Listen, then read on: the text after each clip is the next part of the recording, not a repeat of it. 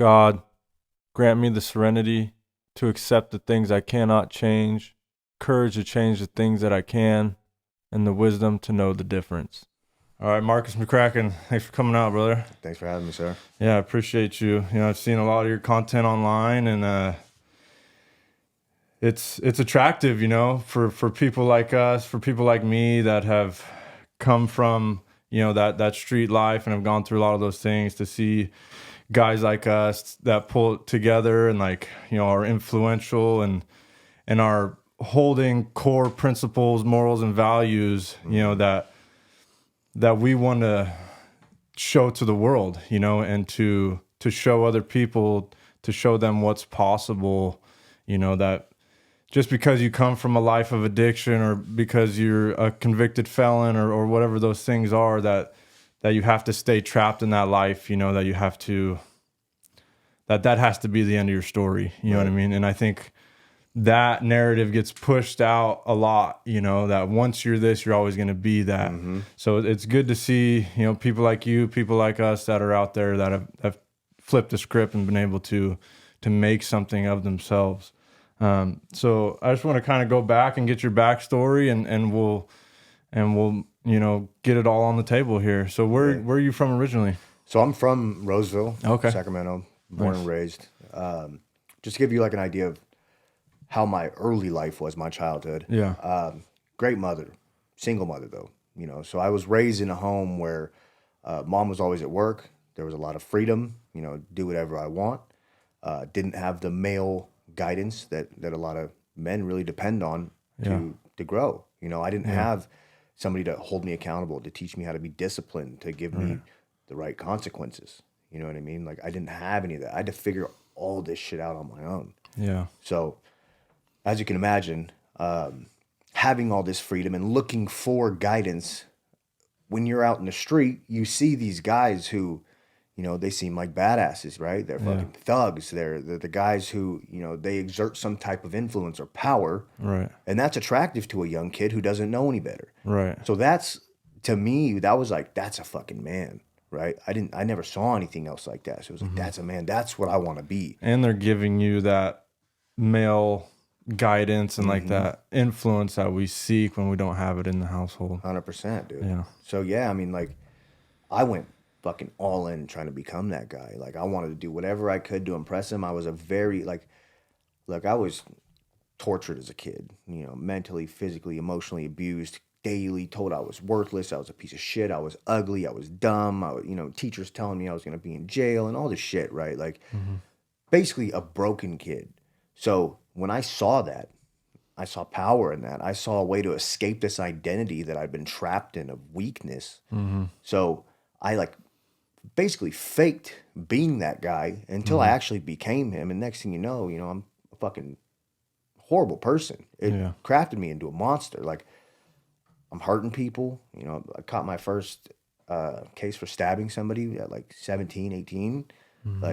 And that was after a number of charges, right? Like, that was just like a drop in the bucket of all the things that I'd done. And, I still was under the impression that that's who I wanted to be. And it just reinforced that, oh, this is who I need to be. I just need to be that crazy fucking guy who everybody respects and nobody will ever talk down to me again. And, I chased that. Yeah. No, I have a similar story, where it was like, I saw these men that I, idolized in the streets, and especially growing up, in a time where gangsters were idolized on TV and gangster rap was a huge thing. And being a white kid too, we're attracted to opposites a lot too, you know what I mean? And so that whole lifestyle of being in the streets was very enticing to me, and men that had money and power and respect and the cars and the jewelry and weapons and all that, it's very enticing, and I didn't have a great male role model either. And so I wanted to be like the people that I saw on TV and the people that I saw in the streets, and saw how they were getting that attention and that status that I felt like I wanted, And I always wanted to have some type of crazy experience. I remember like either wanting to go in the military and go to war, or like be a gangster and go to prison. Yeah. Those were like goals. You know what I mean? 100%. Like I was attracted to the edges of society, and I think a lot of that is because I didn't know who I was. Yeah. I had no identity in Christ. I had no identity as a man of who I should have been or what a real man was. I was misguided, right? I was rewarded for violence. I was rewarded for getting money, for having the drugs, right? For having the money, for having the girls. We're rewarded for those things as young men in this society. Right. And really, it just takes us down a dark path, because you can only, pleasure seek for so long before it ends in pain, right? And you can only, the real gangsters are all in prison, right? Or dead, and so when you head down that path, it becomes a fork in the road. Like, you really want to go this way or not, right? And when you start to really go that way, those consequences become real, where you're getting in serious violent altercations, you're committing serious felonies, and you start to do time. People start to die around you. Your good friends start to catch long-term bids, things like that. Right.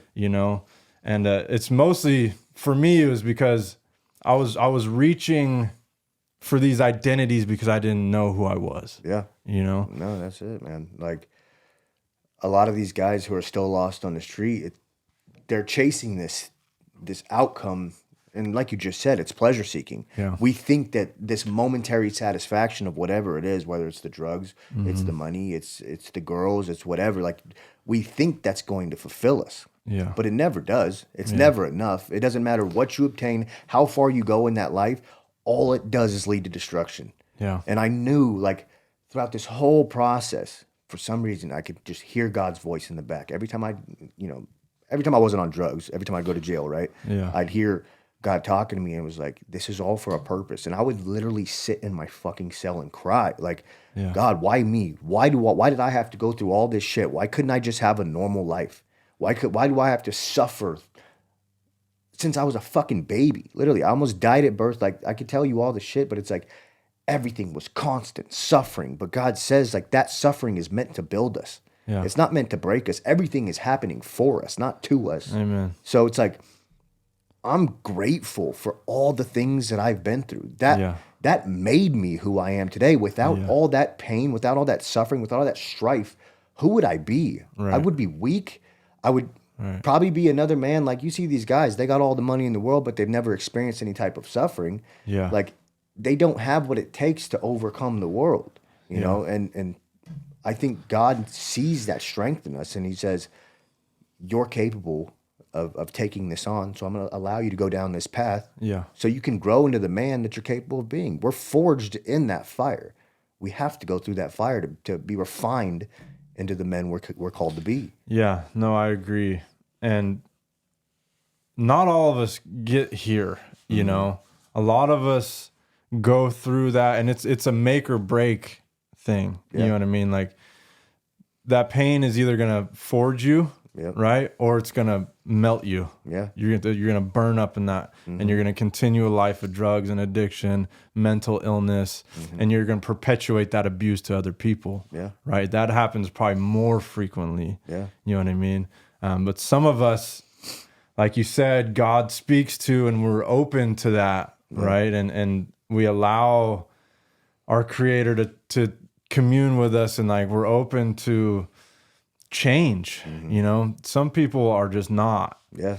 And it's a make or break type of thing. Yeah. You know. Well, and I think a big part of it is, where do you want to be? Because a lot of these guys, like, they think they want this life, but they've never taken the time to analyze where it leads. Yeah. When my son was born, when I found out my wife was pregnant, I'm in jail looking at 8 years, and it was like the most heartbreaking experience I could ever go through, because I knew what it was like to not have a dad. I remember being fucking 5 years old, crying to my mom, why? Why do I not have a dad? Why does my dad not love me? Why is he not here?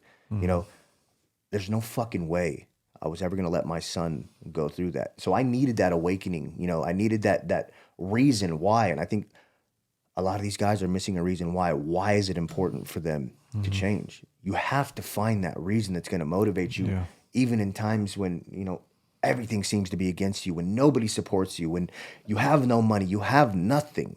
Yeah. What do you have to bind you to create a future for, right? So it was like, for me, my son was my saving grace. God knew, perfectly timed. You know, it's like, that's, my son came into my life, and it was just hands down, there's no way he's going to go through the same thing I went through. Yeah. There's no way I'm going to let that kid fucking sit up and cry at night wishing he had the love that he sees these other kids having. And it fucking just destroyed me. And I'm sitting in these cells and in these dorms with these guys looking around, and 50, 60-year-old men who don't even know their fucking children. Yeah. Still running the same bullshit circle that they've been, you know, habitually living for the last 30 years, 40 years. Like, Exactly. when the fuck do you wake up and get it? Like, it pissed me the fuck off to look at these guys. It's like, how dare you leave this child that you fucking created to be on his own? And I told these motherfuckers, like, you'll never see me again.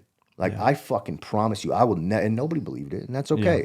They don't have to believe it. I don't give a fuck what anybody thinks about me. I knew exactly what the fuck I was fighting for, and I was gonna make that shit happen regardless. So didn't matter what came in front of my face, what struggles came my way, I was gonna fucking conquer it. I was gonna jump over it, go under it. I didn't give a fuck what I had to do. Yeah. I was gonna make it happen, and that's exactly what I did. Yeah.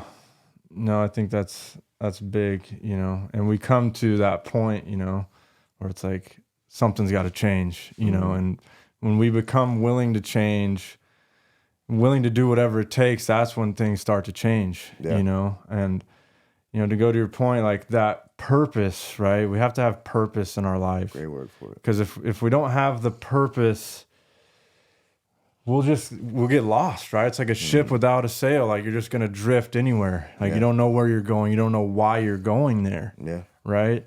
And I was blessed with a child too, you know, and that's what helped me to clean my act up as well. It wasn't enough to keep me sober though. I'll tell you that much. You know, the drugs had a hold of me, you know, and I was powerless over the drugs and alcohol to where, you know, I was still using, and I lost custody. And then once I had an opportunity, then I was like, okay, able to, you know, take a step back and look at that.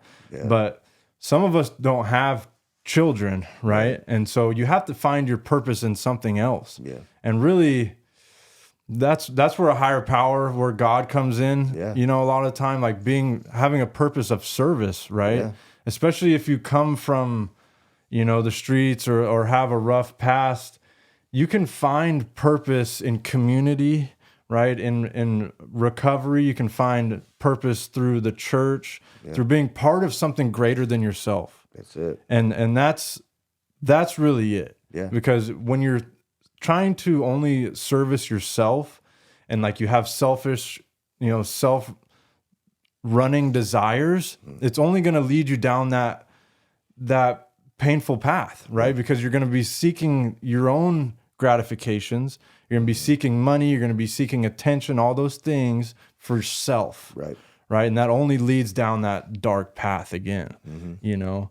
And to go back to another thing you were saying about people that grow up without challenge, that aren't forged in that fire. This is why I think sports are so critical to put our children in. Absolutely. You know, because obviously as men that have made it out of that life, like our goal is to give our children something better than we had, right? We don't want them to have to go through the same struggles that we had. But unfortunately, when we spoon feed our children, it makes them weak. Absolutely. You know? And there's that saying, right? Hard times create hard men, which create easy times, and those easy times create soft men, right? And it's a cycle of that. So sports and like things like wrestling, football, where it's like gritty, that you have to have perseverance in, that you have to have self-discipline in. These are all critical life skills that you either learn through difficult times or you can be forced into it through sports and things like that. Well, and that's another thing. It's like people are so broken by failure these days when that's the complete wrong perspective. It's like, Yeah.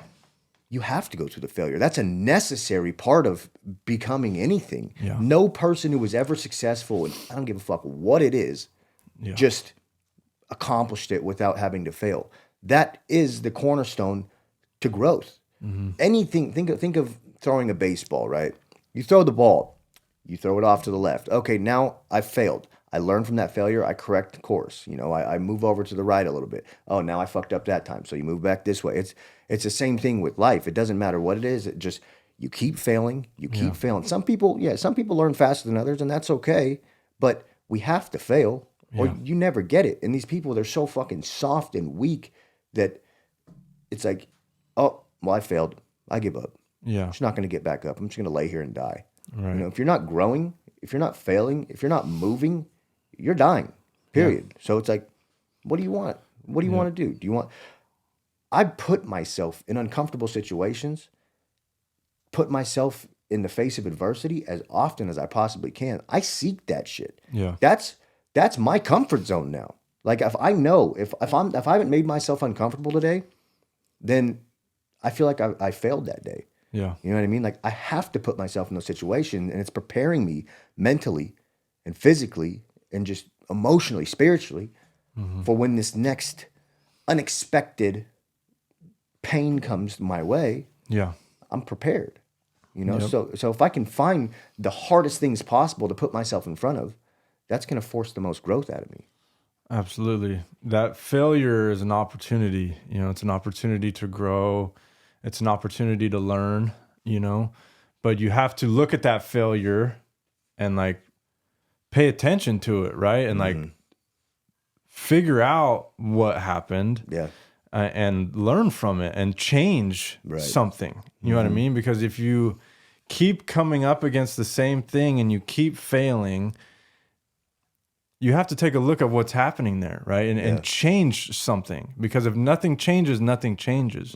Right. And this is a big thing in addiction.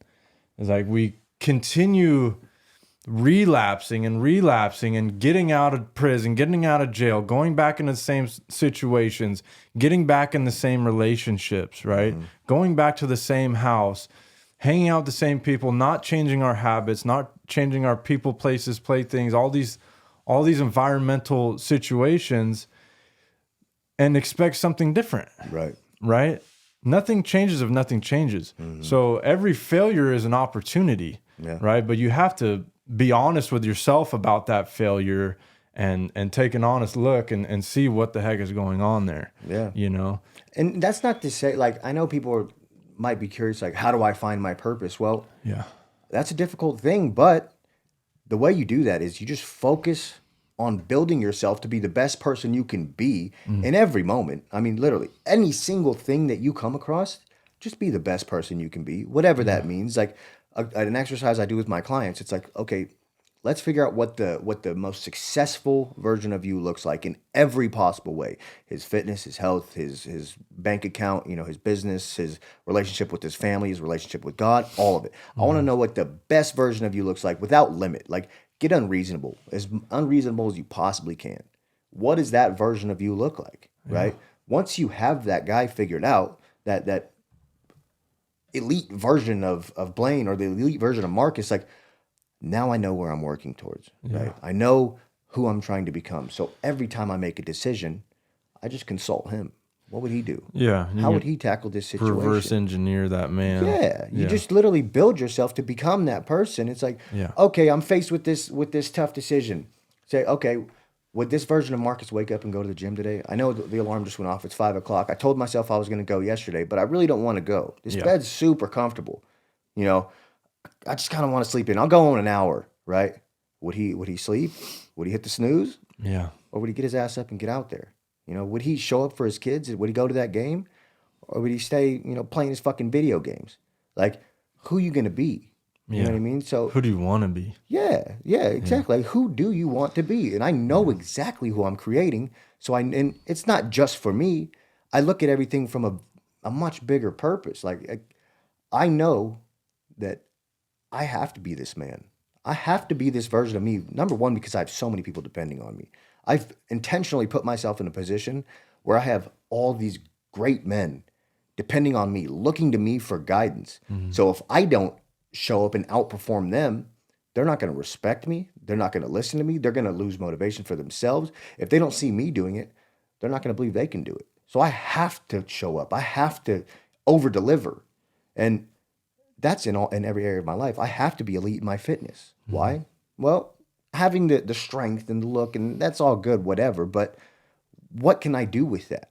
I can lead other men to strive to become that for their families. What is a good leader? A good leader is somebody who embodies those attributes themselves. Yeah. Right. So I know I want all men to be healthy and fit because I want them to be able to be energetic and have long lives and enjoy their families and lead their families to be healthy and fit. Right. So it's like, that's important to me. That's who I have to be so I can lead them. What has that fitness journey done for you personally? Everything. Yeah. Everything. Where did that start? Being locked up. Yeah. Like that's where I cultivated it. But when I got out, it was like I paid somebody to teach me how to take it to the next level. And that was in a few areas of my life. I paid a coach to teach me how to start a business, to teach me how to just master my health and my fitness, to master my mind. Like that was a worthwhile investment to me. I saw all these other guys spending 20, 30, 100 grand on a car. Yeah. And it's like, what return on on that investment are they going to get? Yeah. Probably nothing. I mean, it might feel good for a minute, couple weeks, couple days, couple months, whatever it is, but what are they really going to gain out of that? Yeah. To me, it was like, if I can craft myself to be this just unbreakable man, this man who could go through anything and always get back up, then that's who I need to be. And the fitness aspect of it was like, that's the foundation for everything I've built. I go back to that in everything. Anytime I start slipping off track, back to the gym twice a day, get back to my meals, get back to my macros. And it's difficulty, right? Like the more stressful and overwhelming my life gets, the more I know I need that. Because it's like, how do you get fit? You have to stick to something for an extremely long period of time, following your routine, eating all your meals, showing up to the gym, not staying up late, sacrificing in order to become this. There's no way to possibly cheat that system. Any person you ever see who's jacked had to go through that same adversity, that same struggle, those same avenues to get there. You can't just buy this shit, right? Like you can't cheat the system. You have to earn it. And that teaches you how to navigate life. It doesn't matter if you use steroids or not. Nothing. Yeah, you can take all the steroids you want. It won't do shit if you're not consistent, eating good meals and hitting the gym consistently. Like that's it. And the gym is, fitness is like a microcosm of life. Like for how I want to live my life. It takes that discipline, takes that hard work, the determination, overcoming, and growth, right? Like meeting that resistance, working to failure, learning, eating, resting, growing, and coming back, right? Yeah. And the discipline of doing it day after day. And then, if it feels good to look good, it feels good to be strong and healthy. And like, when you're really trying to build muscle and like optimize your health and fitness, you're eating well, you're paying attention to your macros, you're paying attention to your nutrients, vitamins, all these things, right? Fat, calories, protein, carbs. Like you're paying attention to what's coming into your body. Right. And what's going out, right? Your expenditure of calories, like how, your cardio, your weightlifting, whatever you're trying to go after, right? The goals, are you trying to get big? Are you trying to, endurance? These last few years have been big for me. So like working towards these endurance, milestones, having purpose and direction in our fitness, right? This is what I want to look like. This is the show I'm, training for. This is the event I'm training for. This is the weight I'm shooting for. I want to be able to bench 500 pounds, squat 500 pounds, whatever it is, right? We have focus and direction, and we have a disciplined structure of how we want to get there, right? And that's a microcosm for how we want to live our life. Right. Well, and it doesn't matter how long you do it for. The moment you stop, you start losing it all. So it's like, It's the same thing if you want to make money. It's the same thing if you want to be a good parent. It's the same thing with everything, with God, whatever. You could put in all this work up front, but the moment you stop putting in that work, it all just falls apart. So you have to stay consistent for the long term.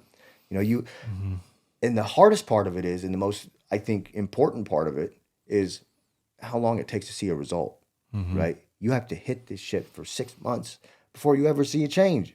That's the same thing with anything else. Like everybody's expectations, they want this immediate gratification. They want it now. Everybody wants it now. And that's okay. That's just human nature, but it's unrealistic. It's not going to be like that. Like, I don't give a fuck what you're trying to aim for. Yeah. Nothing works out like that unless you hit the lottery, which, you know, don't count on. Yeah. Like it ain't going to happen. So you got to keep hitting those macros, keep following that program, keep weighing yourself, keep checking in, keep hitting the gym, keep doing all these different things just to see a result 2 years down the road. Yeah. Can you stay consistent for 2 full fucking years just to see a result? Like, if you can't do that, you're probably not going to succeed. Yep. So that taught me how to go into business. It taught me how to go into all these different areas of my life, because it's like, hey, I'm willing to put in the work now. I'm willing to fucking sacrifice now. And, you know, hey, maybe I don't see a result for 6 months, a year, 2 years, 3 years, 10 years. I don't give a fuck. I'm going to do the best I can now. I'm going to treat every day like that's the goal. That's the win. Like, just like they say in AA, it's like, just take it one day at a time, right? Like, just fucking own today. Yeah. Conquer today. You do that and stack those up over a long period of time, I promise you, whatever the fuck it is you're aiming for is just going to fall in your lap. It's a byproduct of just following through. I don't aim for trophies. I don't aim for winning. I don't aim for money. I don't aim for any of this shit. I aim to be me. I aim to be the best version of me every day. And all that shit just comes. Yeah. You have to, it's the personal development, right? You have to develop yourself into the man that can acquire all these goals and ambitions that you have, and also that can hold on to them. Right? Because if you would have gave me everything I have today 10 years ago, I would have pissed it away. Ready. Yeah, I wasn't ready. I had to develop myself into the man that can handle these stresses and responsibilities, right? So that's what we need to focus on in our daily life. And those are some of the things that we build in the gym, right? That all transfers into our life. Yeah. All the discipline and the hard work and all those things, they trickle out, you know? And for me, like the mental health, it's like a cleaning of the mental health. You know, I'm able to process thoughts and emotions in the gym, and like, you know, it's almost like a meditation at some points where I'm like able to focus, you know what I mean? And rearrange my internal thought pattern to where it needs to be. Yeah. Well, and see, the thing about a lot of people these days, it's like, okay, I understand your life's hard. I understand that there's depression, there's anxiety, there's traumas, there's anger, there's all these things that are going on in your life. I get that. We all have that. Have the expectation that that's never going to go away. Like, just expect that shit to come. But you got two choices in that circumstance. You can either, one, go get high, go get drunk, go eat a bunch of food, go play your video games, go watch TV, go sedate, whatever the fuck it is, just destroy yourself even more. Or you go do something positive, something that's going to build your life up, that's going to, you know, build your body up, build your mind up. I go to the gym. Anytime I feel any of that shit, I go to the gym, or I hit some burpees, or I go for a run, or whatever the fuck I got to do that's positive. That's what I'm going to do. And the gym has been my go-to. And because I've put in all this work, because I've cultivated this person that I am today, I spent so much time on it, put so much effort, so much energy into it. There's no fucking way I'm going to throw it all away just to get high once. Yeah. Right? It's like, there's no way I'm going to go fuck it all off just to have some fun for a day. Yeah. My life doesn't consist of fun. Like, I don't give a fuck about joy. I don't give a fuck about happiness. I don't give a fuck about any of that. I give a fuck about purpose and just over-delivering for my family, for God, for myself. Like, that's it. For all my clients, for all the people, like, if it doesn't involve growth, money, God, fitness, family, something like that, like, I don't want anything to do with it. Yeah. Yeah. I mean, there's something to be said for that. And, you know, living your life as a living and holy sacrifice, right? Like, that's what I'm trying to do, you know, and like, sometimes we have to sacrifice our own pleasures, you know, to be the man that we want to be and to be useful. Yeah. Right? For me, I want to be useful to God. I want to be useful to my family, to my community, because I felt worthless for so long. Yeah. You know, like I was a fucking cancer on society. You know, I was a predator. Yeah. You know, I was out there taking and hurting. And so, you know, God has transformed my heart into a servant's heart where now I've been blessed with so much that I want to give that away to other people, you know, where I do homeless outreaches and do all this stuff in the recovery community. That's awesome. Because I was just pulled out of that dark place. Yeah. You know what I mean?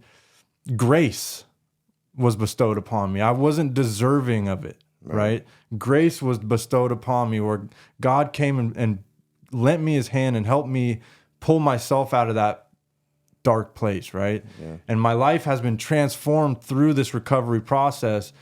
And, you know, I made a covenant with God to where you show me how to live this life and I will come back and help others to get to that same place. Amen. And so today I find purpose through that recovery, and I find purpose through being a servant and through being a man of God and through being a family man and being somebody of worth in the community. Yeah. Right? And that sometimes comes at the sacrifice of my own pleasures. Right. Right.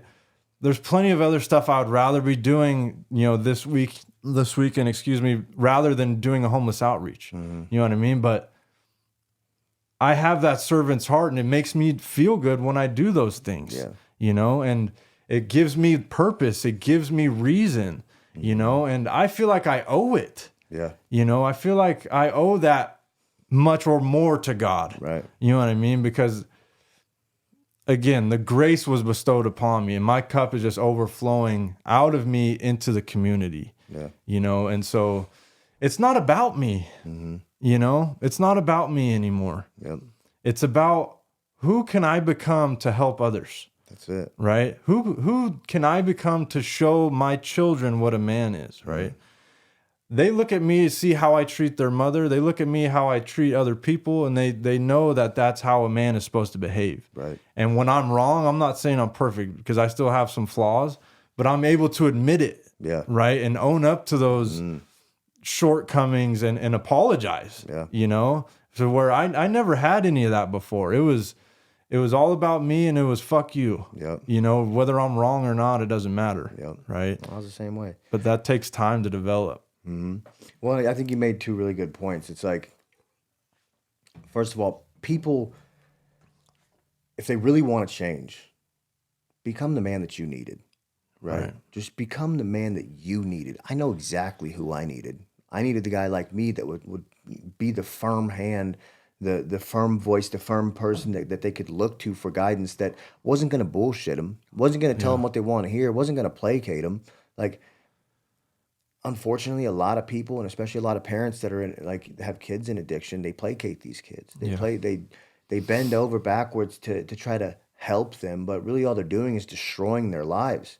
It's like, oh, well, here's some money, here's a hotel, go do this, go do no, let them fucking fail. Yeah. Let them go be homeless for 10 years if that's what it takes. Like, that's what I had to go through. I mean, don't get me wrong. There was times where my life was miserable. I'm talking, I was so cold because I didn't have anywhere to go that I wanted to go to jail. I wanted to be clean. I wanted to get the fuck. I'm like, I'm gonna die out here, right? Like, I need to get somewhere warm. So if that means I got to go call the cop and tell him, hey, I got a warrant, come fucking snatch me up, like, that was something I was almost willing to do. Yeah. You know what I mean? But it's like, I've lived very different sides of that life. So there was times where it was like homeless, had nothing, and there was times where I was selling drugs and living the high life, but it was all empty. It didn't matter. Like, it might have seemed on the outside to other people like that I had it going on, but I really didn't. Like, all the money was useless. It was worthless because I was unhappy with myself.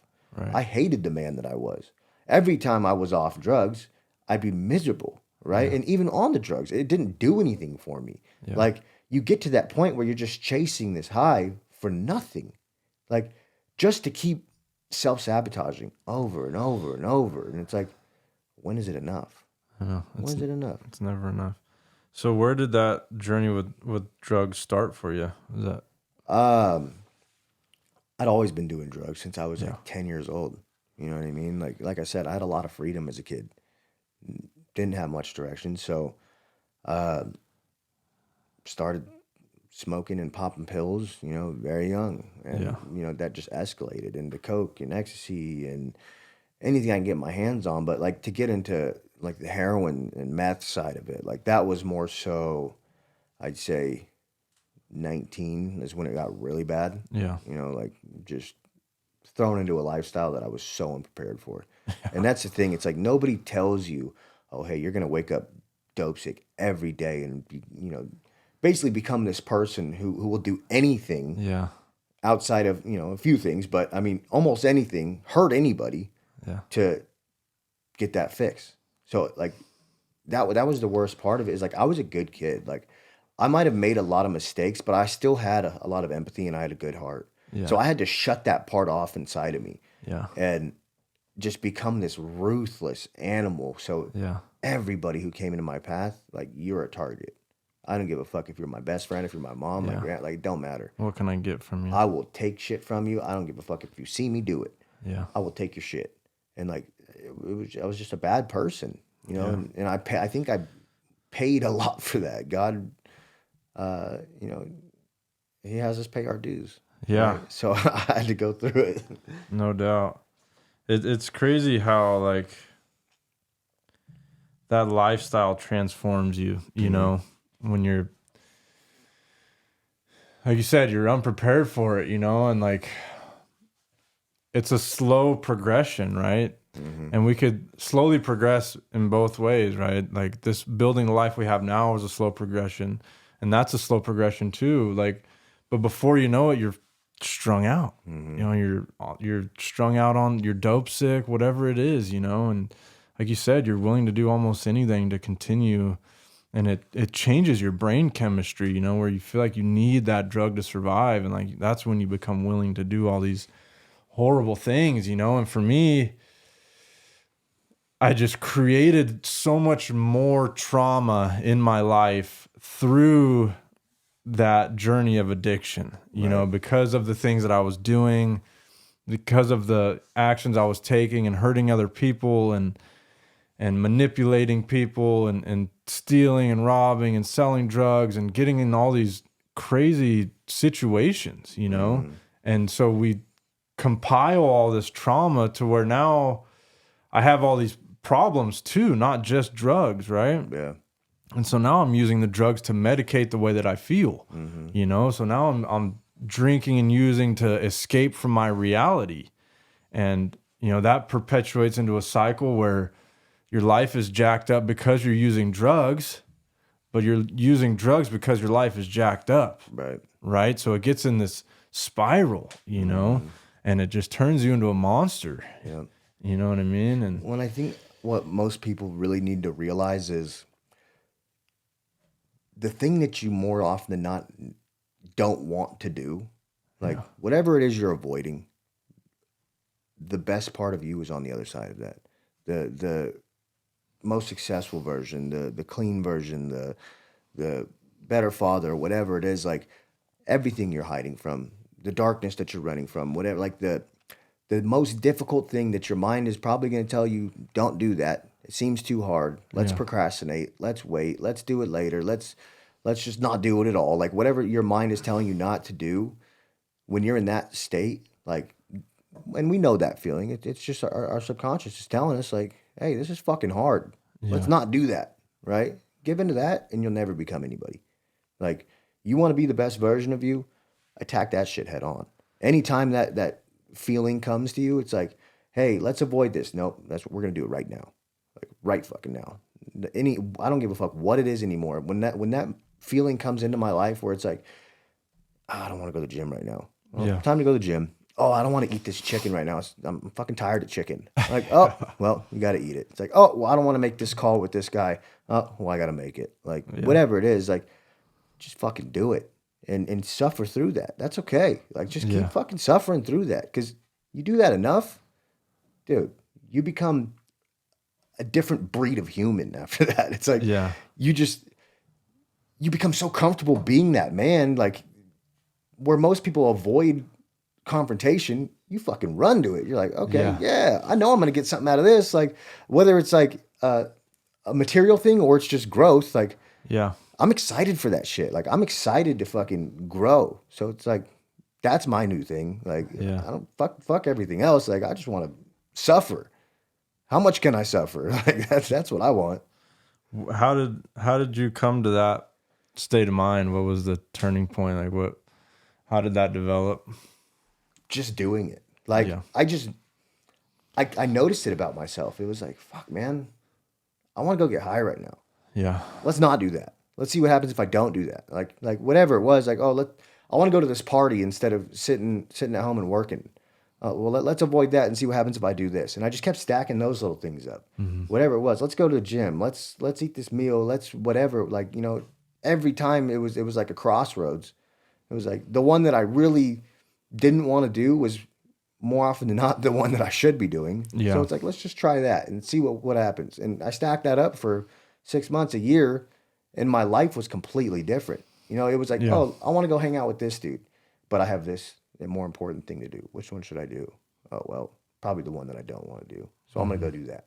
Just fucking living that out every day. It led to who I am now. Yep.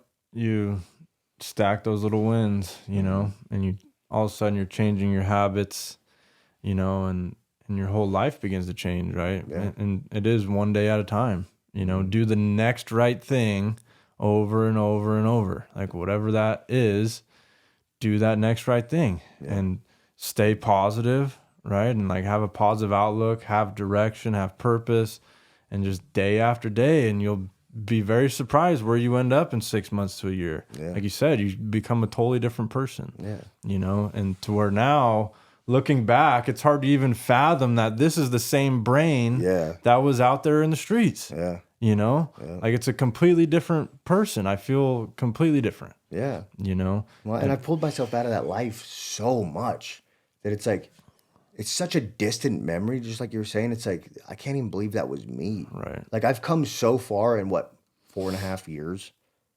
maybe like, you know, about 4.5 years. Like who the fuck can do this? What I've done, like, and I'm not saying I'm perfect, but I've come a long way. Yeah. You know what I mean? Like I've started multiple companies. I've built an amazing family. My fitness is in very good condition. Like my brain is operating at a very high level. Like everything I do, like I've just constantly tried to build myself into that person. But it's like the more you sacrifice and steer clear of the bad choices and, like you said, stack those wins, you just keep stacking those wins and they compound, right? They compound on top of each other. And next thing you know, those 10 wins turn into 100 because you just stuck to it, where most people, they get one win and they veer off. And they get another win and then they veer off. They get comfortable. Yeah. Yeah, that comfortability is a killer. You know what I mean? It's easy, and this happens in addiction a lot in recovery. Like you get sober, right? You get the girlfriend back, you get a house, you get a job, you get your car, you get into a comfortable state, you know, and you become laxed, right? You stop doing the things that got you there. Right. You know what I mean? You stop being consistent in your recovery. You stop being consistent in your fitness.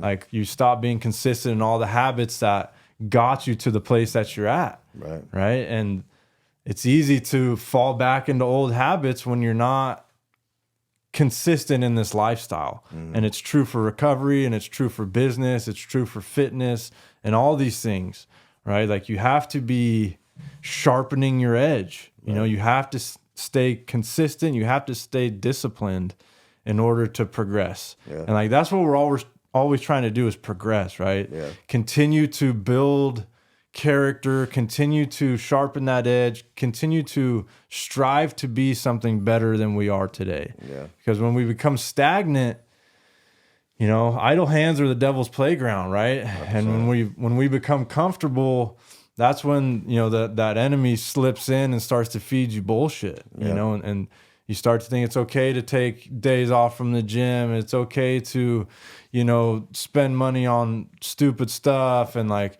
it's okay to, you know, flirt with this chick, even though you're married, whatever it is. Right.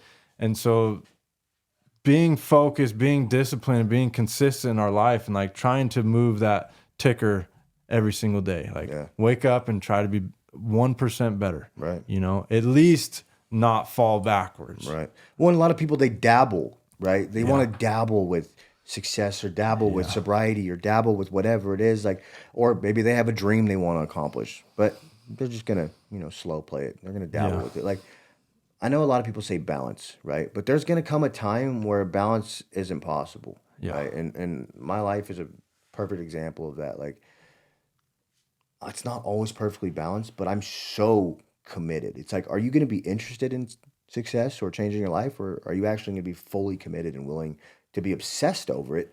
Like you're a perfect example of this. Like, you're doing all this outreach and you're helping all these people. Like, you took sobriety to another level where most people, it's like, I'll just get sober and, you know, I'll focus on me.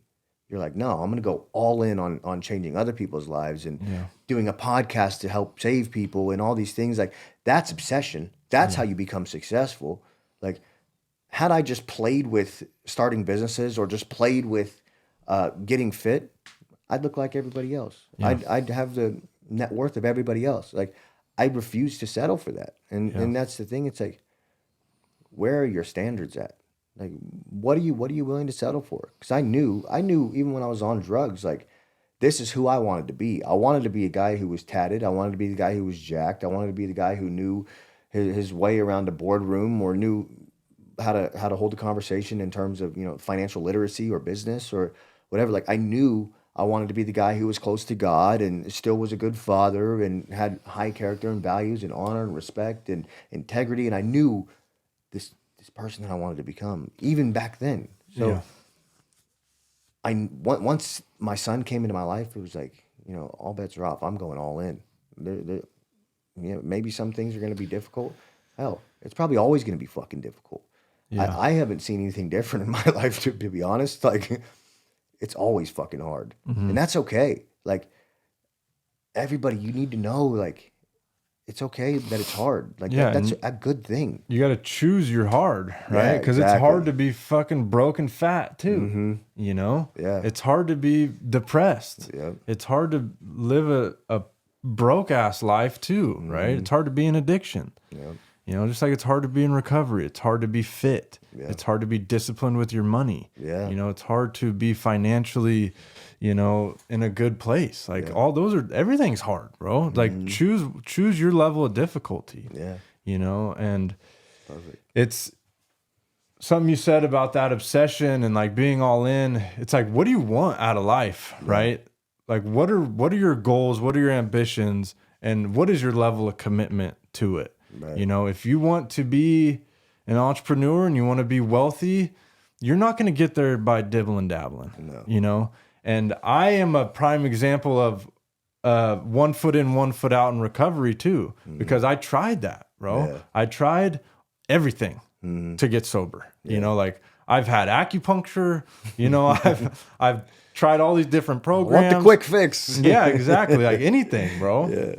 Different recovery modalities, like trying to work some of the steps, trying to, you know, not be all in on this thing, you know. And it wasn't until I surrendered and like really came to a point of acceptance that I'm a drug addict and I need to be completely sober in order to have any chance in hell at having a successful life, and like being willing to open my mind to the possibilities of this recovery thing and to God and to like this lifestyle. Right. Until I went all in, did anything really change?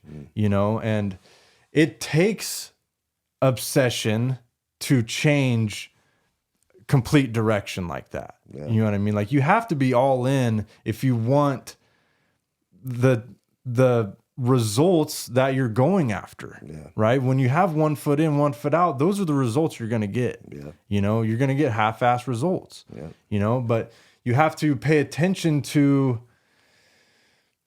the sacrifices that you're making. Yeah. Because let's take Kobe Bryant as a great example. Like, that man was obsessed and he was all in at being the best basketball player in the world. Wasn't the best family man. Right. Some things are going to fall to the wayside. Right. So it's like, what do you want out of life? Where are you willing to be fully committed? What are your morals and values that you hold to the highest standard? Right. And then you have to pay attention to how much energy you're putting into those things. Right. And if you can, the balance is a tricky one, right? Because for me, balance is important. Like, it's important for me to work hard. It's important for me to be all in this recovery world. It's also important for me to be a good father and to be present with my family, you know, and it's a tricky thing, right? But I try to think of it as like a dial system, to where, like, when I'm focused my attention on work, I can crank that dial all the way up to 10, and I'm all in on this right now.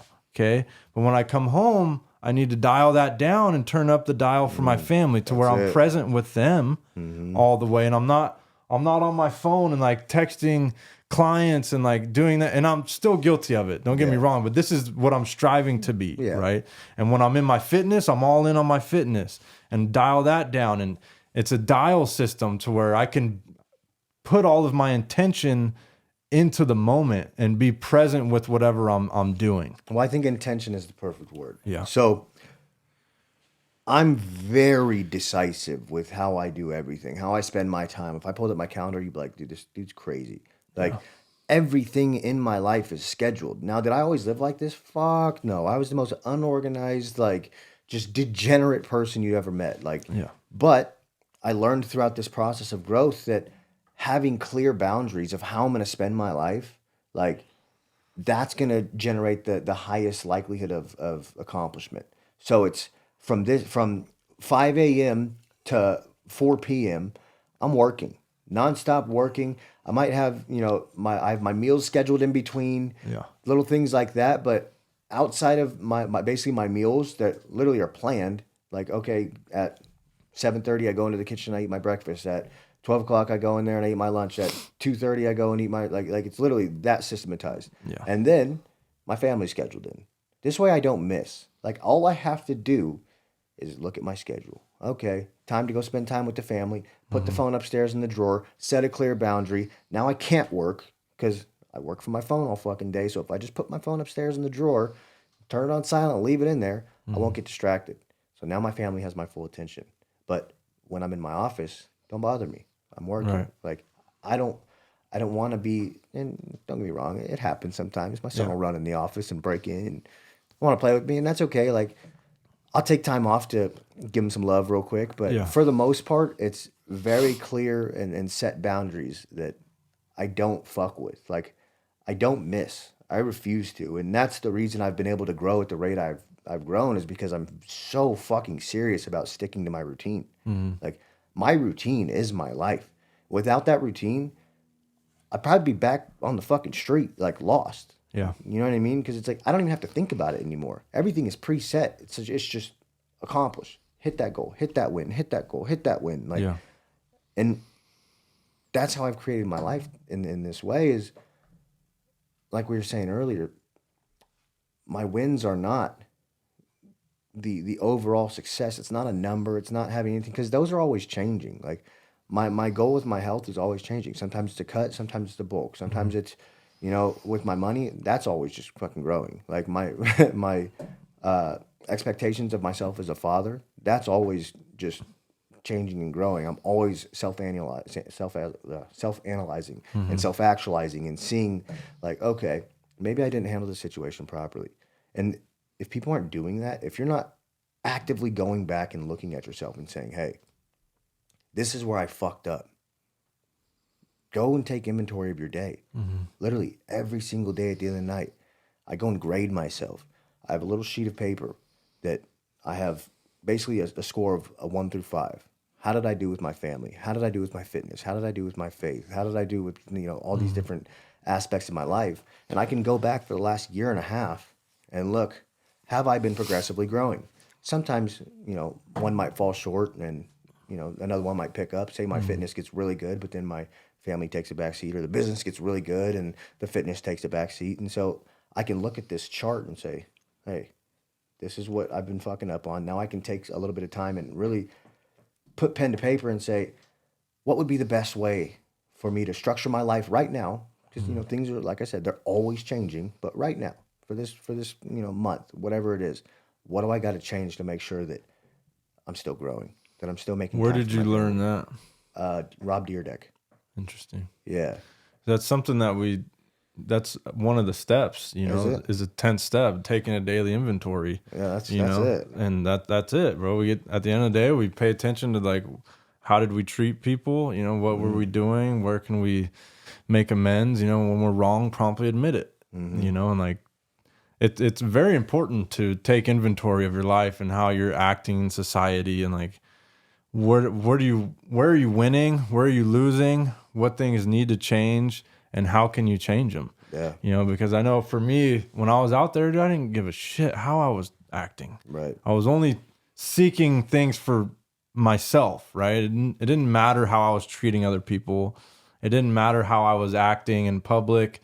Like, none of that stuff. It only mattered what I was getting and how I was feeling, regardless of how it affected anybody else, right? And that's not a good way to live. No. It's not a good way to live. And I think another thing that's important that you were saying earlier is like having the 1 foot in and 1 foot out. Like, when people look at me, the average person thinks I'm fucking crazy.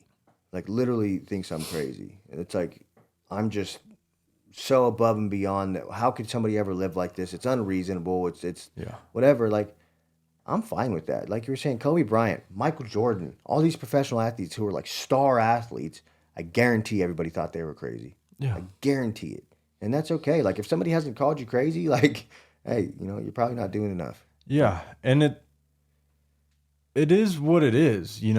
If it's your goal to be a high achiever, it takes certain things to get there. Yeah. You're not going to be a high achiever if you're not willing to sacrifice in other areas of your life. It's just not possible. It's not possible to be a high achiever if you're not living this disciplined and structured life, and like have the right mentors in place, have the right disciplines in place, have the right structure in your day, have the right focus, the right mentality, the right aggression. All those things have to be in place, and you have to have some luck in order to get to that high achieving place. Right.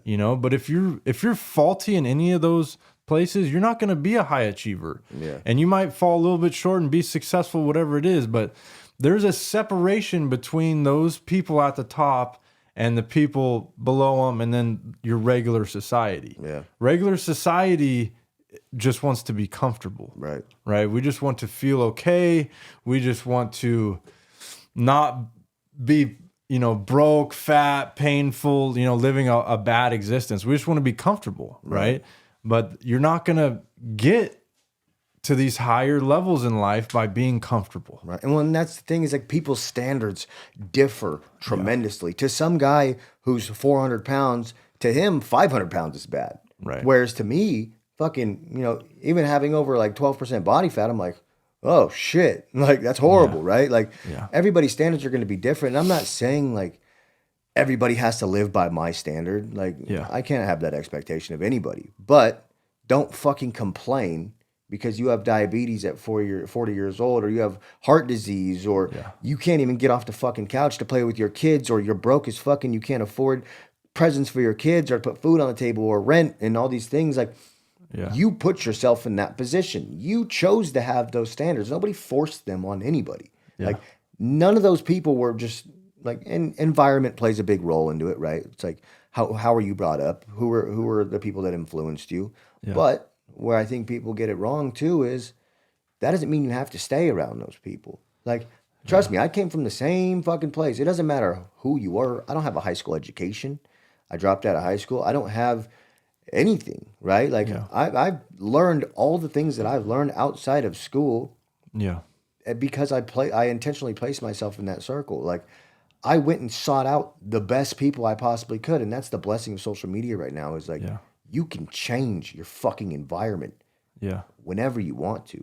Like, if you Yep. want to change your environment, go find people that are who you want to be and get in contact with them. Like, that's the opportunity that we all have right now. And Yep. I think it's so important that people just understand you don't have to be your past. Yeah. And just because you went through those things in your past doesn't mean that's who you are. And it doesn't mean that you get to use it as an excuse for the rest of your fucking life either. Mm-hmm. You know what I mean? If you're abused as a child, if you came up in poverty, if whatever your excuse is, you get that excuse one time. Yeah. Like if that's the hand you were dealt, that's the hand you were dealt. But when you're an adult, you now get to make your own decisions. Yeah. And you can change your life. You can change your circumstances regardless of where you came from. Yeah. You can start right now and change the trajectory and the outcome of the rest of your life. Mm-hmm. You can take a look at the things that got you to the point where you're at, learn from them, and make a decision that I don't want to live this way anymore. Right. I'm not going to allow the things that I've been through to hold me back any longer, whether that's family, whether that's relationships, whatever has happened to you in the past does not have to control your destiny. Mm-hmm. You can change the outcome of your life. You know, you can seek out people like yourself, mentors, you know, like you're saying, that's the blessing of social media. You can see people that have gone through similar experiences, that have made it out, that have a blueprint, that are willing to help you. Yeah. It might cost you money, whatever it is, but you got to be willing to do whatever it takes if you want to change your life. Right. You know what I mean? Yeah, like, look, dude, when I was just getting out of jail and had no idea how I was gonna make a life for myself, like literally, and when I was saying earlier, talking about people who can't afford to afford Christmas presents or birthday presents, like that was me. That was literally me. I couldn't afford food. I couldn't afford presents. I was fucking terrified of how my son was gonna view me because I had nothing. I had no money to give him a good life, and my perspective of what a good life is has changed a lot since then. But you know, anybody can create the life they want if they're willing to just invest. Like, and sometimes that's money, sometimes it's not. Like, I didn't know how I was gonna spend $5,000 to have this guy teach me how to fucking start a coaching company, right? Like, I had no idea how that was going to work, but I figured it the fuck out, and I was willing to take that risk, right? And there's going to be a risk in everything that we do, but what are you risking towards? Like, I'd rather fall forward and fall into something that might be beneficial than throw my money away on bullshit, right? Yeah. Like cars and clothes and jewelry and all these things that you think are going to give you some satisfaction that inevitably don't. Like, Yeah. I see a lot of these guys now, and it's like they put on this front of, I'm successful, I'm happy, I have things, but they're miserable. They've never taken the time to actually try to fix the root issue, which is themselves, right? Yeah. Like, you can try to cover up being overweight or anything. Like I see this so often right now. These guys, they're terribly overweight. Their family is just in shambles, but they have a nice car, but they have nice jewelry. They're hiding behind their watch. And it's like, it's fake confidence. And that's why I think it's so important that people, another reason why it's so important that people get involved in fitness and actually have a passion for it and let that be something that you strive for, is when you have confidence, when you believe, first of all, when you've overcome a ton of adversity and you've made it out and actually become successful, what is that training you to do? It's telling you that the next time something difficult comes your way, that you have a chance at overcoming it. You have concrete proof from your past that says, hey, I did this before, I can do it again. And the other thing with people that are like addicts and, these people that are in addiction are the strongest motherfuckers I've ever met. They've suffered through the craziest shit and are still kicking. Like, if you're still pushing, you're still alive, like, there's something out there for you. Like, and you're fucking 10 times more resilient than any of these other pussies. And I hate to say it like that, but they are. It's like, because they've never been through anything. Be grateful for that. Just like you were saying a minute ago, it's like, you can look at this and let it be your excuse, or you can let it be your fucking PowerPoint. Like my addiction, every terrible thing that I've went through, I could easily be that guy like, hey, well, I was fatherless. I don't have a fucking high school diploma. I was an addict. I don't have like all these things. It's like I can look at it as poor me. Nobody would hire me, right? All these fucking felonies. Nobody would hire me. So it was like I could, and I did actually use this as like a thing. It's like, fuck, I'll never succeed. I'll never be anybody. I have no chance. And I played that poor me bullshit, right? But it was like, it came to a point where who am I fucking making these excuses to? Because nobody gives a shit. Nobody's listening. Nobody buys it. Like, who am I selling this to? Myself. So I have one of two choices. I could keep telling myself these stories, or I can turn it into my strength, right? So now that's what it is. It's like every little thing that I've gone through, I look back on that and I'm so fucking grateful for it. Yeah. Because I can do anything now. I've suffered through shit that most people would never fucking imagine.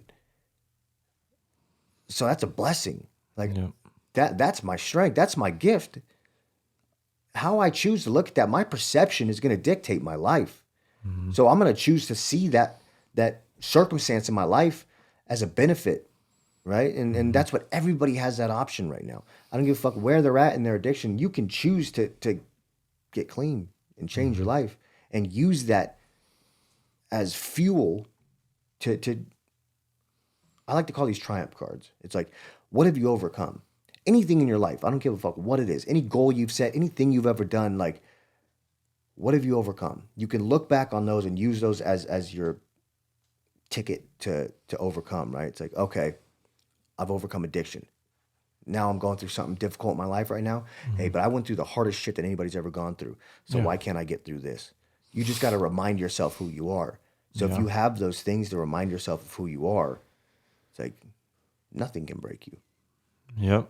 I agree. It builds that confidence, and just because you get sober or get successful doesn't mean like life doesn't continue to show up either. Like we still go through things, but like having that awareness that this is just another test or, another piece of adversity, and like, what can I learn from this situation? Right. Then it changes your whole perspective and your whole outlook on your reality. Right. Like, what can I learn from this situation? How can I grow from this? And, to go back to something you were saying, like, you can have everything in the world, from the outside, but if you don't have peace and serenity, like within yourself, nothing else really matters. You could have all the money in the world, but if you have a fucked up family life, you're going to be miserable. If you can have all the money in the world, but if you don't have the health to enjoy it, what is it worth? Right. So for me, and being a Christian, like, when I have God in my life and when I have some peace and serenity and I'm living righteously to the best of my ability and like living clean and being of service and helping people, being a good man, a good father, feel okay with myself and am positive and know where I'm going, right? I have direction, I have purpose. We're working on personal development, and then all these other things get added on to us as a result, as a byproduct of the way that we're living, right? And money is tough because it's just never enough. Right. Just like the drugs were never enough. Money is never enough. The power is never enough. It cannot be the end goal. No. Right? Like, it's not fulfilling. It's just not. Like, like it's great. Don't get me wrong. Like, we need money. We need to like live a certain lifestyle. It feels good to have money. It feels good to drive nice cars, to live in a nice house, all the things. And like the pursuit of money makes you into something depending on how you're pursuing it. Right. Right. When your reason why behind it. And your reason why behind it. But money in and of itself doesn't give you much. No. So you have to, how do you like work through that in your own life? Because I know obviously as like a mentor and as somebody that is a businessman, like money obviously plays a big role in your life and the way that you operate. How do you process that? Well, I think um, there's a lot of things that I've learned, and I'm still learning, right? Yeah. But money is what you make it, Yeah. right? Like money is a vehicle. You can either choose that to run people over, or you can use that to, pick somebody up, take it to the hospital. Like, Hmm. you can do whatever you want with it. So, what are you gonna? What like I just said, your reason why? Why? Money's important to me for a number of reasons. Number one, I can build a platform to save tons of people from. Without money, I wouldn't be able to do that, Sure. right? It takes money to be able to reach the masses, right? You have to have the financial backing. And there's other ways of doing it. You could either earn it yourself or have people, invest in you and help you do that. But Yeah. it still takes money, right? My family. Now, I'm not going to give my kids anything, right? Like, I think there's a thing that's very important where most men, they want to accomplish these high levels of net worth so they have something to give their family and so they can provide and all these things. Well, like you were saying earlier, soft or hard times create strong men, right? So it's like, how do I replicate that in my own life? Hmm. It's by not buying my kids shit. Like, and that might sound fucked up, like unless it's your birthday or Christmas or whatever, like, or clothes that you need for school or Yeah. something important, right? Like, you don't just get anything. My kids have to earn everything, and my kid's only 4, and he's having to earn like his toys and stuff. Like, oh, you want to earn something? Go earn 10 stars. I literally have like a star system on the fridge. It's like for everything you do, you clean up, you do good at school, you do whatever. Like you're earning stars. So it's teaching him preemptively to work towards something. Yeah. But money, it's like it's a fine line. Are you going to let it control your life? Are you going to use it to and it's I still don't have it figured out. Like Yeah. I'm very money hungry, and I want to succeed. I want to be, and I think a lot of it comes from who I was, having nothing. Yeah. You know what I mean? When you've had nothing, you just strive so much harder. But at the same Yeah. time, it's like the quality of problems are so much different with money, right? Like I don't have to worry about not being able to pay my bills anymore. I don't have to worry about how I'm going to put food on the table. I don't have to worry about making my next car payment or the electricity bill or rent or any of these things. I can go and do what I want when I want. And it's like, I like that life. Yeah. I'd like to not have to struggle. Now, do I have to check myself and be very tight with how I spend my money? I don't have to, but I do, right? It's like if I want to maintain the money that I do have and maintain the growth that I've been creating, I steer very clear of overspending. Like I could go fucking buy a Lamborghini. I don't need one. Like what is Yeah. that? What is that going to do for me? It's something that's going to build my ego so I can feel like I'm flexing on people. Like Yeah. I don't need that, right? So it's like I just kind of live below my means, right? Yeah. I think money makes you more of what you already are, 100%. you know. So if you're a piece of shit, the more money you get, you're gonna be more of a piece of shit. You're gonna be out there spending recklessly and like pleasure seeking with that money. You're gonna blow it. Mm-hmm. You're gonna be more of what you are. If you're a giving person, if you're a self-sacrificing person, like the more money you get, the more you're gonna use it to help other people. Mm-hmm. And I think the money and the ego kind of go hand in hand. Yeah. And in today's day and age, and like with social media and like branding and being in the fitness and the money space, entrepreneur, like how do you try to keep your ego in check and all that? Well, a big part of it is like I live two very weird, I guess, I have very two personality traits that I think have been instrumental in my success. Number one is I never think I'm enough. I'm doesn't matter what I do, what I accomplish, what I've done, like what I become, like it's never enough. So it's like on some level, I still think I'm like I wake up every day thinking I haven't done shit.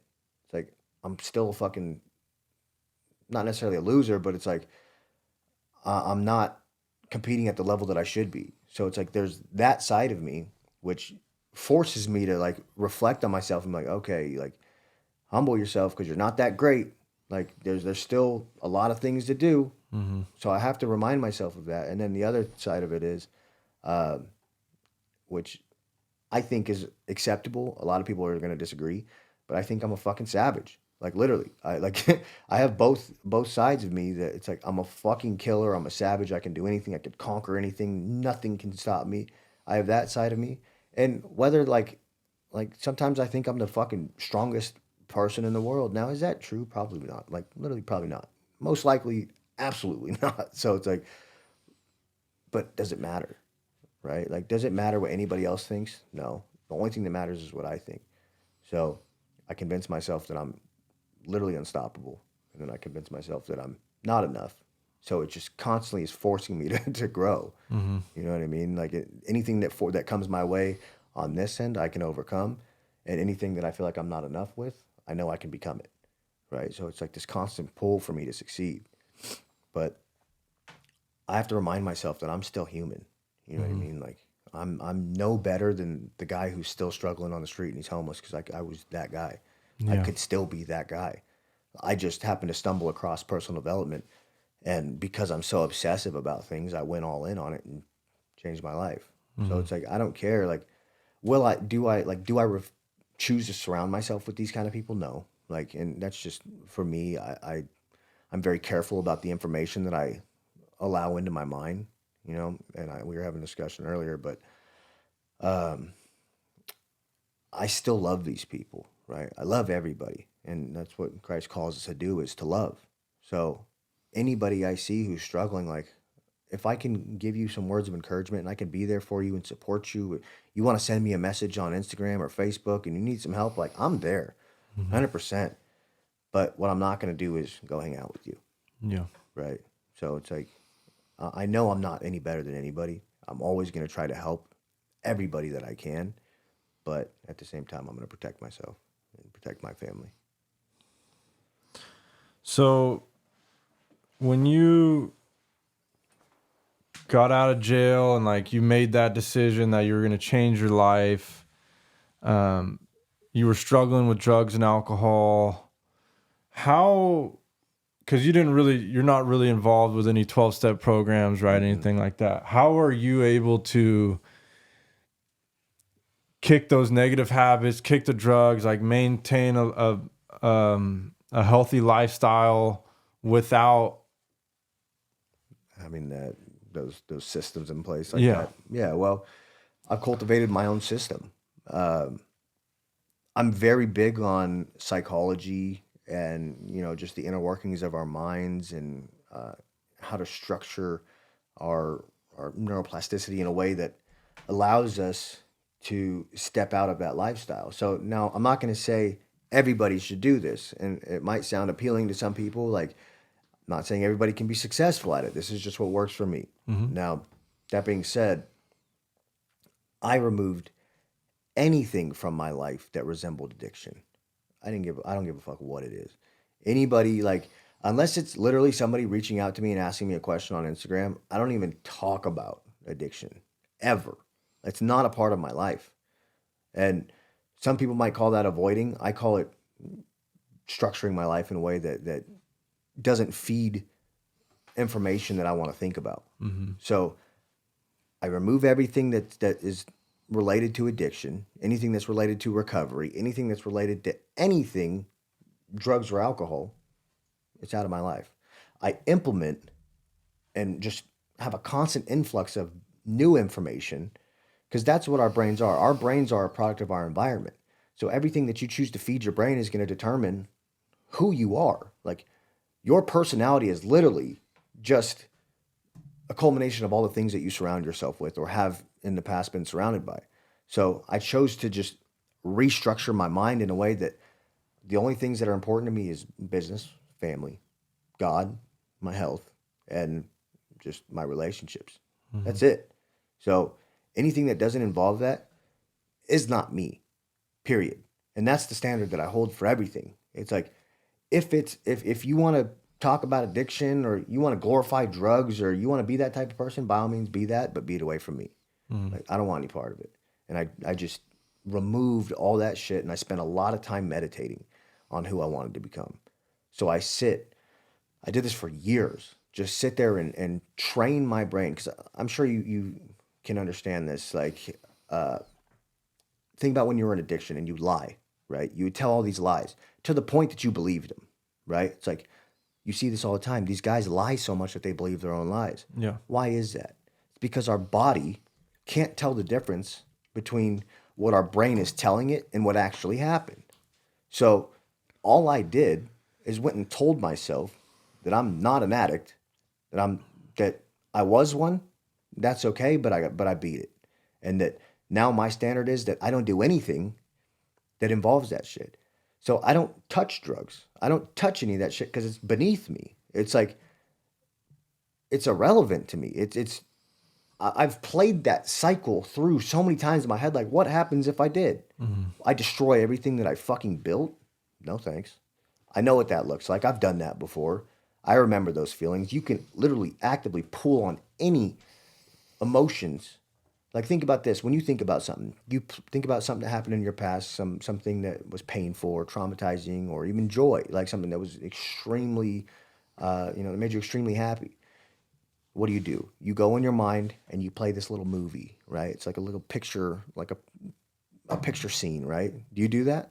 It's a memory, yeah. Yeah, exactly. So you can change those memories in whatever way you want to, based on what you like, how you orchestrate them. So I've just built all those memories, and I look at my addiction as something that was just to build me, uh, to build strength within me.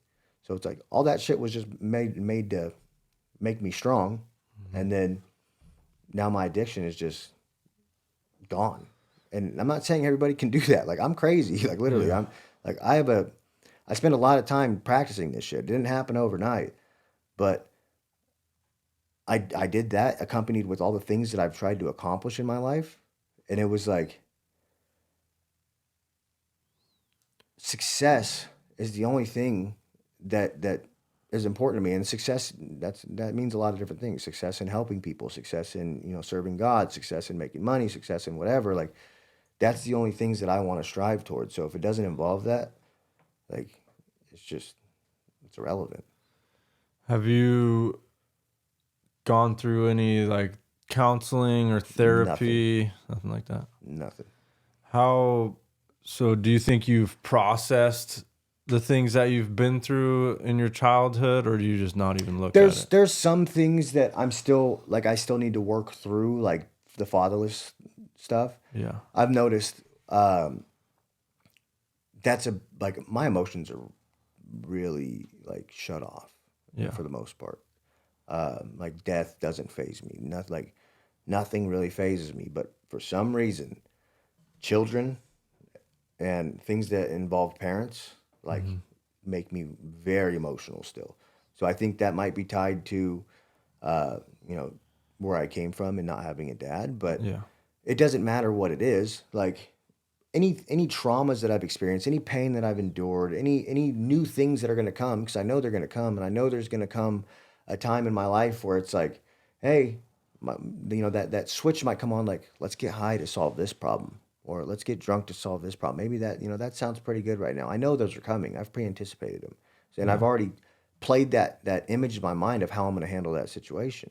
I've already played the image in my mind of where that leads if I do go down that road. So it's like it's not even an option. Like it's literally not an option for me to test that water because I know where it leads and I know like it's like a guy who I don't know if you've heard of this, but there's a book called Psychocybernetics, and basically what they explain in that book is our mind is just as powerful as actually doing the task. So, for instance, playing basketball, you can have three groups of people. There's one who's shooting the ball into the hoop, you know, 30 times. There's one who's imagining themselves shooting the ball into the hoop 30 times. And there's one who doesn't shoot anything. You know, they just don't practice, right? The guy who, the team or whatever it was, who shoots the ball, they improved by like 28%. The team who just imagined it improved by like 27%. And the person who didn't do anything didn't improve at all.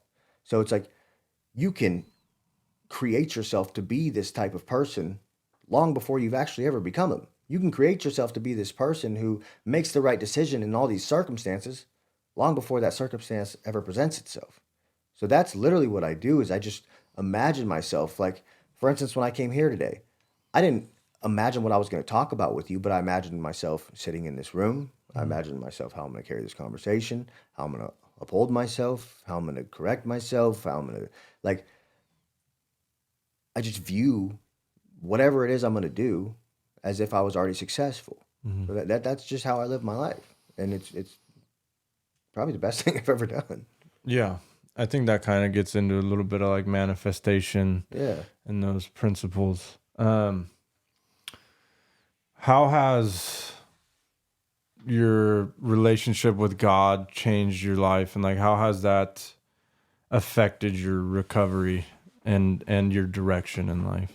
Well, I will say this: God.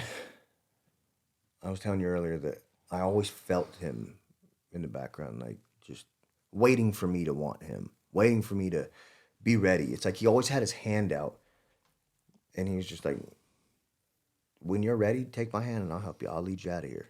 Mm-hmm. Right. But you got to be serious. You got to really want it. So, uh, even when I was a kid and I was struggling through all that, you know, all the trauma and the abuse and all the things, like I always felt like I had a father in Christ. Like whether I had somebody physically to be right there with me, like it didn't matter. I didn't need that. I had God, and I always like don't get me wrong, there was times where it was hard when I'd see other people with their dads or like I was telling you, I would cry to my mom at night sometimes and but for the most part, it was like as long as my focus was on him, I didn't need anything else. So fast forward to getting clean, I was in jail and I remember reading the Bible and just spending a lot of time in personal development and trying to analyze who I wanted to become and spending a lot of time actually trying to lead other people to Christ while I was in jail. And I just knew, I just knew that God was calling me to be the father that I didn't have, right? It's like I knew that everything I went through was so that I could bring my kids up to be the men that they needed to be. And I think that's why he gave me boys, because it was like, it forced me, he forced me literally to become the man that I needed, that he knew my children needed, right? So every time, like no matter how difficult things got, and trust me, they got extremely fucking difficult. Like trying to start my first few companies, everything went to shit. Spent a lot of money, partners robbing me, taking the businesses, and all the things like that came with that. Nobody would hire me. Fucking just living with my wife's mom, all of us in one bedroom, just like living this fucking miserable life, waking up every day depressed and hating it, like just feeling like less than a man, less than a fucking human because I had nothing and I was nobody. But still, through all that, God was always telling me, just be patient, just be patient. Like Mm. my grace is on you. I'm gonna lead you. Just be patient. It's all like it's all for a purpose. So as long as I believe that, as long as I just maintain faith in that, things would get better. And, you know, does that mean I don't struggle still? Of course not. Right? Like I still go through a lot of stress, a lot of pain, a lot of struggle, but he's still there with me. He's always here with me. And I just trust in the fact that if I just believe in him and know that he's got a purpose for my life and as long as I just try to do good, right? I think that's really what it boils down to. Like, am I going to be perfect? Never. Never going to be perfect. But I can still aim to be as Christ-like as I can possibly be. I can still aim to help people. I can still repent for my sins, and I'm going to make mistakes, but hey, just do my best to change them. And if I can just do that, I fully believe, and it's been proven in my life, time and time again, that He will provide, and all things are possible through Him. So that's just that's in the back of my mind always. Amen. So, just as a man in recovery and like looking at your situation, like you've done a lot of the same things we do in these recovery programs, without actually like working the steps, right? Yeah. I don't know if you've ever heard of like the rat park test. So they had like they addicted these rats to cocaine. Okay. And they kept them isolated. And when they're isolated, they always chose the cocaine over the water, and they eventually died. Right. Well, when they put these rats inside of a rat park where they had community, they had free, open things to do, they had purpose, meaning in their life, they chose water over cocaine because they didn't need the drugs anymore to change the way that they feel, right? And we do that a lot in life too. We're very similar in that. Right. And I kind of see this in your story where you've changed your life and have gotten on a positive wavelength and are, striving for success. You have Christ in your life, you have meaning and purpose, you have direction, children, all these things, right? Where drugs and alcohol are no longer meaningful to you. They don't serve a purpose in your life. They're destructive. You don't want anything to do with them because they don't serve you anymore, right? And so that's a way out, like just through finding meaning and purpose and having God in your life to fill that hole, right? Because the drugs and alcohol and money, sex, women, cars, it's all just a Band-Aid. Yeah. You know what I mean? None of that is fulfilling long term. God is really the only thing that can fill that hole inside you. Yeah. And having the meaning and purpose and direction in your life keeps you on that narrow road, right, with God. And it's a process, and it takes all of that. If you don't have God, you're likely to fall off, 100%. right? But if you only have God and you don't have meaning and purpose in your daily life and direction, you're probably going to fall off.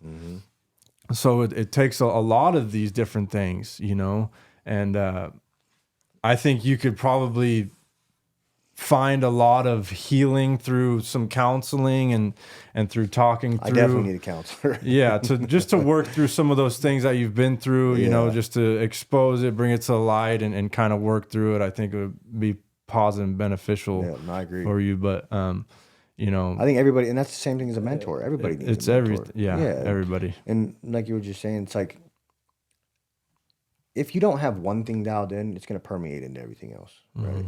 Like if you don't have God in your life, everything else falls apart. But everybody has to have God. That's mandatory. Like you can still have a life and be generally successful, but there will always be that void that you're talking about. You're always going to feel empty, no matter how much money you get, no matter how many girls you have, no matter what comes. Like nothing in this world, earthly world, is ever going to satisfy us, right?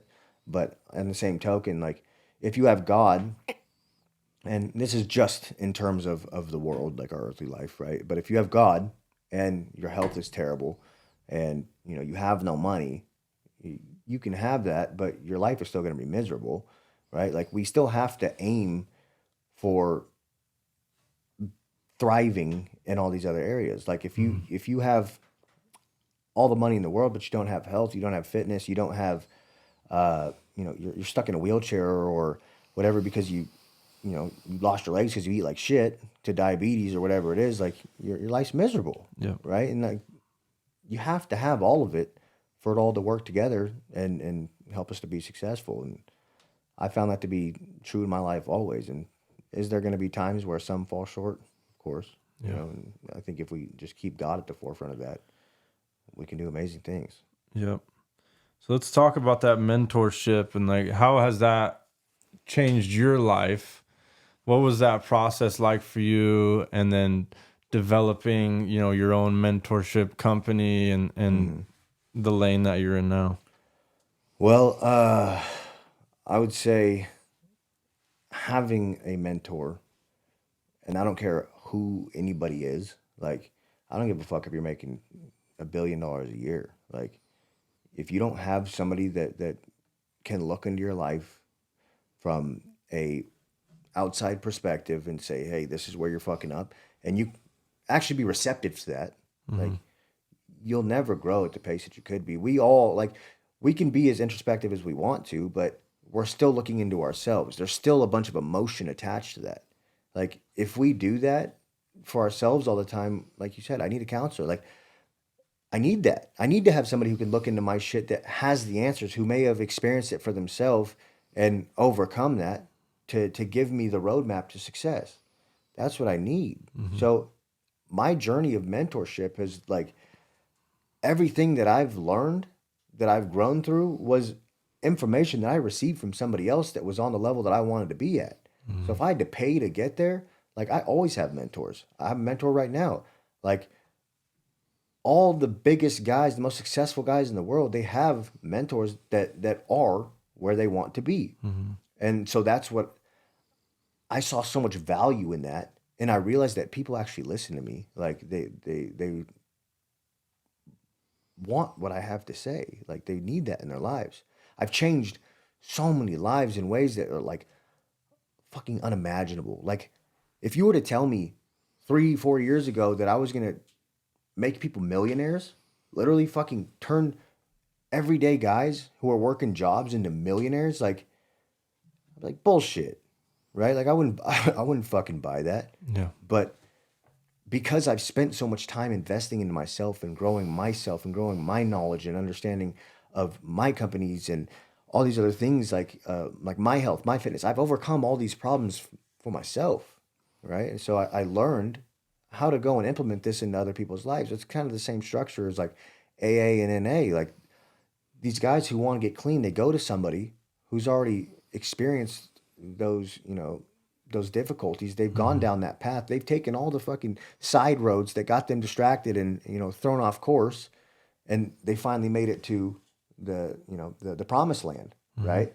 So now they have the direct course to help you avoid all these other fucking pathways that are just distractions, right? Mm-hmm. Or sometimes necessary failures, but I think there's an important aspect to be noted in this is, like, you can typically pay somebody, at least in business or in, like, my arena, which is like personal development and growth and like business and all these other things. But I would much rather pay somebody money, which is, I can just earn at any time. The one thing I can't earn back is time. Mm. You know what I mean? I'll Yeah. never be able to earn that time back. So if I can use money as a vehicle to help me expedite that process of growth, why wouldn't I? Especially if there's a chance that it can generate a return on my investment, right? If I can spend fucking 10 grand, 20 grand, 30 grand for somebody to teach me how to make fucking a million or 10 million, like, take it, Yeah. right? Like, even if it takes me a year to see that return, I'm fine with that. Like, I'm Yeah. willing to make that investment. So that's what I've done for other people. It's like, I'll help you get out of your addiction. I'll help you optimize your life in a way where you don't fall to your vices anymore, your negative habits, all the things that are holding you back from your true potential. Let's remove all that shit. Let's teach you how to have the mental strength and fortitude and self-discipline to look at these things and say, "Hey, I know I want to do it. I know it sounds appealing, but I'm going to do the hard shit instead. Just I'm going to focus on doing all the hard shit and stay disciplined in that." Mm-hmm. Like, the people who do that, they're unmatched, right? So it's like, I help them do that, and then I'll go into their companies and be like, okay, I see that you're, like, one of these guys. He was a general contractor. He was, well, he was a licensed contractor, but he was still working for somebody else and making 200 grand a year, whatever it was, like, nothing crazy. But I'm like, look, man, I've helped contractors scale before. let's take a look into your business. You know, see if I can help you. I'll help you. If I can't, I'm not going to tell you I can. And, you know, we can part ways, shake hands, be friends, whatever. But I go into his company and it's like, okay, you have this business, but you're working for somebody else. You're pouring 12 hours a day into this other guy's business where you're just leaving your company on the wayside and it's doing nothing. Mm-hmm. Right. So I'm like, just trust me, bro. Like, you can go get this job anytime. Right. just trust me. So he quits his job. 3, 4 months later, we've optimized his business in a way, dialed in his systems, dialed in the processes, hired the right talent, got the right guys in place, just literally built a legit company. And now he's doing fucking $1 million weeks, $2 million weeks. Like, and this is in less than a year, right? Like, within the first 3 months, 4 months, he was doing like $700,000 months. Like, was that a risk?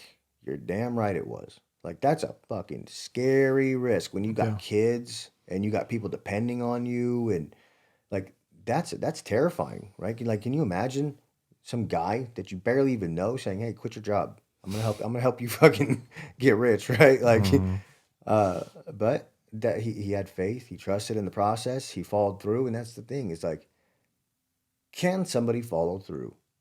Because I'm very picky with who I work with. Like, I don't just fucking work with anybody. Like, I have people all the time. I'll pay you 10 grand to help me. No, let's get on a call. Let me see what you're about. I want to know what your character is. Like, I want to know how bad you want it. I want to know your reasons why. Mm-hmm. I want to know where you want to go and if you're even worth me putting my time into. Like, and I don't mean that in a disrespectful way, but it's like some people just aren't ready, Yeah. right? And I want to see people succeed. Like I said, like, this is important to me. This is my purpose. My purpose is to help people step out of the bullshit. And I'm going to give them what they want, which is the money. Like, you want to scale your business? Great. I'll help you do that. But I'm also going to help you get, like, this guy, he's now a Christian. He's reading the Bible. He's closer to God. He wasn't that person before. Like, now he's in the best shape of his life. Now he's the best parent he's ever been. He was in a toxic relationship where his baby's mother was just abusive, hitting him, fucking having men over at his house while they were, like, basically they weren't together, and she's living at his house rent free, would leave whenever she wants, leave for weeks at a time. When she would be there, she'd have guys showing up at the house and, bringing roses to her and all, like, just disrespecting the hell out of him. I'm like, okay, cut that off, remove that, get close to God, let's do that. Get your health in line, boom, and we're going to get Mm-hmm. the money. So it's like everything came together. Like, would that have happened if he didn't put in the work? Fuck no. Right. You know what I mean? But So would you consider yourself more of like a life coach then, like a mindset? yeah, well, I think it's everything. It's like, I can scale just about any business, right? Like, and I like that to be the primary focus of how I draw people in, because that's what most business owners want, and that's who I like to work with is business owners. Mm-hmm. But everybody knows that they want money, but they don't really know. Like, it's not easy to sell. Hey, I'm gonna change your life. Hey, I'm gonna get you fit. Hey, I'm gonna get you close to God. Hey, I'm gonna do all these. Like, most people, they're like, fucking whatever. I need something. I want to see a return on my money, Right. right? So it's like, yeah, I'm a performance coach. That's what I consider. It's like, I'm gonna help you become a high performer in every area of your life. But you know, the money's gonna draw you in, Right. right? Performance coach. Yeah. Interesting. And how many clients do you work with at a time? I mean, I try not. Yeah. I'd imagine you have to have a system to be able to Yeah. scale that, even like scaling your type of Right. business, right? You only have so much time. Yeah. Exactly. So I try not to work with more than like 30 clients at a time. If Yeah. I do that, it's fucking overwhelming. But Yeah. some of these guys are paying me, 10 grand a month just to coach them, so it works out. And I'll say this, my main objective is not to collect $10,000 a month from these guys. Like, I really could give a fuck about that. That Mm-hmm. doesn't move the needle for me. Like, it's not. That's not what's important to me. What's important is helping them build an empire, but Yeah. also building something that, like, if I can find the right guy, that's what I like to do. I find the right guy that I can trust, that I can see his value. Like, after 3 months of coaching somebody, I know what they can do, right? I'm in their business. I'm seeing how they execute. I'm laying out tasks for them to complete. I'm restructuring their company and all these other things. And it's like, can you follow through with all this? If you can, then you might be a potential business partner for me. So now I go into business with them. Like, you know, like I was telling you earlier, we built a residential roofing division out in Colorado. We just started doing that. Like, that was somebody I was coaching who was like, okay, you know, I think they have what it takes. So I'm going to take the risk. I'm going to invest in them. I'm going to put some money up, and we're going to start another division to their company. And, you know, that builds something for me. It helps them. I know how to build that business in a way that's going to make them a lot of money. Yeah. So it's like a win-win situation for everybody. That's what I really like to do with it. But that's not always you know, some people just don't have what it takes to do that. What do you think separates you from other guys? Because what you're doing is pretty popular now. Yeah. You know, from the rise of like Wes Watson and those type of guys where they're like kind of in the fitness space, but also in the performance and the you know, business and all that. Yeah. Well, there's a lot of people, you know, that want your time and attention, right? And want to sell you a product and and guarantee you this and that. What do you think separates you from the guys that we see on Instagram? Well, number one, guys like Wes Watson, they don't have God. So that's like an immediate disqualifier for me. Like, if you don't have God in your life, you're not somebody I'm going to listen to. Yeah. Period. Like, number two is, are you authentic? Right? Like, I'm authentically me, always, no matter what. I don't give a fuck what anybody thinks. Wes Watson, like guys like Wes Watson, these guys, they put on a front, they put on a show, they want everybody to see this lifestyle. Like, I'm not that guy. I don't care what anybody thinks. Like, I don't have to flaunt anything that I have. Like, that's cool. Like, if anybody wants to do that, like, by all means do that. Like, if that makes you feel good, sure. But for me, it's like, I want to see results. Yeah. Right. That's the only thing that's important to me. I'm very analytical, very, very data driven. Like, a lot of these guys, they're so focused on like changing your mindset, and like that's a huge piece of it. But do you have everything else put together? Right. Like, can you get somebody to build that relationship with Christ? Can you, you know, help them become the person who saves other people? Right. So we can continue this process of changing lives. Do you have the information and the knowledge to be able to help them? Not only, you know, dial in their mind, but actually utilize that in a way that's going to make them more money, or reach, like, if they're business owners, or like, I've experienced all these other sides of life where most people, like, they're just good at one thing. Like, I'm not gonna say I've mastered it all, but I'm pretty fucking efficient in a lot of the things that I do. Right. So just about anybody, and like, it doesn't matter what level they're at. Like, I've had guys who are worth, you know, $100 million come to me, and I can change their life in ways that, you know, they would never imagine, right? Right. So it's like, I'm not out here to compete with anybody else. I'm not out here to try to sell anybody anything that they're not prepared for. Like, if they don't want to work with me, I don't give a fuck. You know what I mean? Like, I know the value that I bring, and I know the lives that I've changed. I know the way I could change these people's life. So if they want that, I'm happy to help them. But like, what everybody else is doing, it's irrelevant to me. Yeah. You know what I mean? That's fair. So somebody watching this that is interested in what you have to offer, where can they find you at? How do they get a hold of you? Yeah, they could just find me on Facebook. They just, you know, type my name, Marcus Allen McCracken, or they can go on Instagram and find me at official Marcus McCracken, and, you know, just shoot me a DM and tell me what the situation is. If they want to change their life, I'm happy to help them. Cool.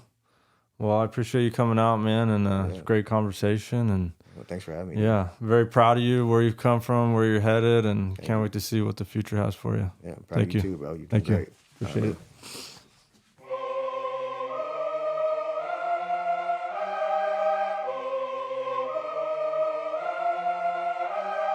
Victorious we became, but never forgot where we came from. Life or death, not a game. We came to change the lane. Recovery addicts, that's the name. Give yourself a break, just one day at a time. You were born to shine, so live and let love be forever. My sister, my brother, don't give in. Please remember, the lie is dead. We do recover. Welcome home.